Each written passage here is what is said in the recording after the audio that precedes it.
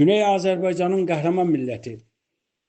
İran Fars işgal rejimi bölgede subatsızlıq ve terörün yegane amilidir.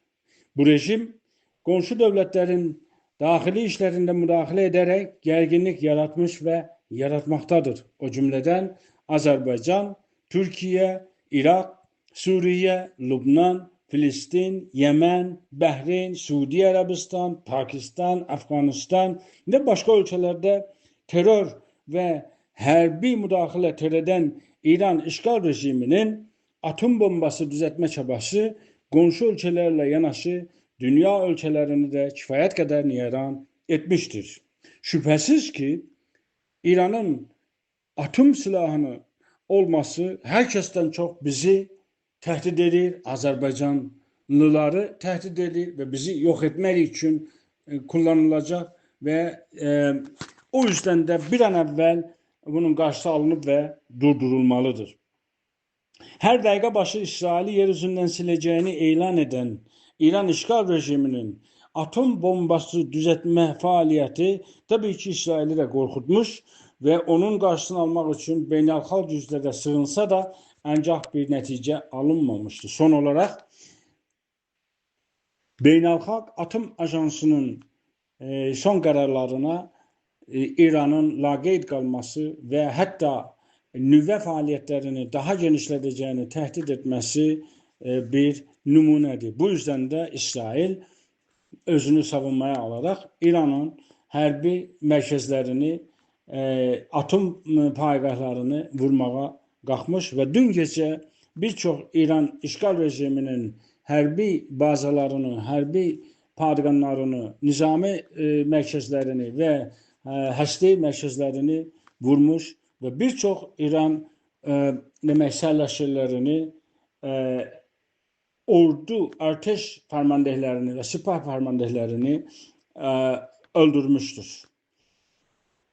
Şübhəsiz ki, bu bizim savaşımız değil. Bu İran-Fars, yani Farslarla İsrail'in arasında giden bir çəkişmədir. Əlbəttə ki, Farslar şeytancasına Şiəlikdən istifadə edərək bizim xalqımızı da meydana çəkməyə çalışacaqlar və çalışıblar da. Ancaq bu bizim savaşımız değil. Bu din savaşı da değil. Bu sadece Fars ırqçılığını, Fars yayımçılığını, Fars istilasını genişletmək üçün İsraillə demək burada mənfəətləri qarşı-qarşıya gəldiyi üçün bu savaş içindədirlər. O yüzden İran Fars işgal rejimi bizi savaşa sokmak için, sürüklemek için gelip bizim topraklarımızdan, yani Təbrizdən İsrail'e muşek atır, füze fırlatır. Ve hərbi qaydalara göre İsrail de neyini? Atılan yeri vurur. Gelir Təbrizi vurur. Ve bizim zayiatımız olur. İran istəyir beləliklə bunları demək ələmşəncə edib bizi savaşa sürəkləsin. Bu İsrail ilə Farsın savaşıdır. Bizim savaşımız değil. Buna hiçbir türlü destek vermirik, vermeyeceğiz. Belki tersine bu fürsətten istifade edip İran, Fars işgal qüvvələrini Azərbaycan topraklarından çıxarıb ve Güney Azərbaycan dövlətini, müstəqil dövlətini, cumhuriyyətini elan etməliyik. Yani bu fürsətdə İran mərkəzi hökuməti, Fars hakimiyyəti titrədikdə, yıxılmaqda olduqda və yıxıldıqda bizim ilk işimiz hər hansı bir grup, hizb olursa birinci işimiz Təbrizdə Azərbaycanın müstəqil Azərbaycan Cumhuriyyətini eləməkdir. Nə bahasına olursa. O yüzden de bütün Azərbaycanlıları səfərbərliyə və diqqətlə hadisələri izləməyə və İranın bu fürsətdən bizim xalqı təhrik etməsinə icazə vermədən bizim dini hissiyatımızdan istifadəsinə fürsət yaratmadan bizim topraklarımızı savaş meydanına çevirmeden biz İran Fars işgal rejimini topraklarımızdan vurup çıkartmalıyız. Yani bugün Təbrizdə bir bomba patlarsa, bunu İsrail veya Amerika'ya herkes atırsa, bunu İran ücbatından, İran Fars hakimiyyətinin ücbatından, siyasetlerinden, teröründen, müdahalelerinin neticesinden, bizim toprağımızdan onlara problem yarattığından dolayıdır ki bizim başımıza o bomba düşür. Yani ki bombanın başımıza tökülməsinin əsas müsəbbibi İran Fars işgal rejimidir. Ancak bunu elə düzenleyip elə bir formaya salıbdır ki, tabii ki orada yaralanan olacak, ölen olacak, bunlar götürsün xiyabanda xeyməcgah düzəlsin, ələmşəngə düzəlsin, xalqı İsrailin əleyhinə təhrik eləsin. Bu fitnelere, bu şivelere, bu şivenlere aldanmamalıyıq. Bu bizim savaşımız değil.